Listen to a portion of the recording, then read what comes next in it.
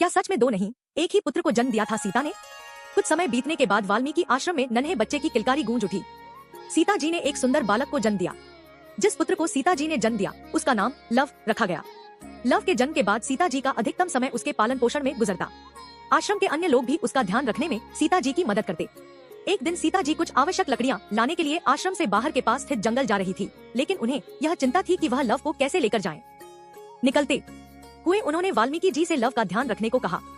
सिर हिलाते हुए जवाब में हाँ कहकर वाल्मीकि जी ने लव को उनके पास बैठाने के लिए कह दिया, लेकिन जैसे ही सीता जी कुछ आगे बढ़ी तो उन्होंने देखा कि महर्षि अपने कार्य में इतने व्यस्त हैं कि लव की ओर देख भी नहीं रहे।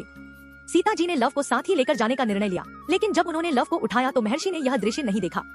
कुछ देर बाद जब महर्षि ने इधर उधर देखा तो उन्हें लव दिखाई नहीं दिया और उन्हें यह भय हुआ कि लव कहीं चला गया होगा या किसी जानवर का शिकार हो गया होगा।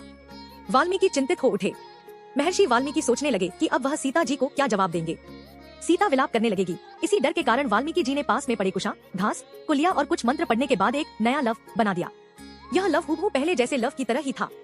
उन्होंने सोचा कि सीता के वापस लौटने पर वो उन्हें यही लव सौंप देंगे और कुछ नहीं बताएंगे। कुछ समय के पश्चात जब सीता आश्रम लौटी तो उन्हें देख महर्षि चकित रह गए। उनके पास लव को पहले से ही देख वे अपनी आंखों पर विश्वास नहीं कर पा रहे थे।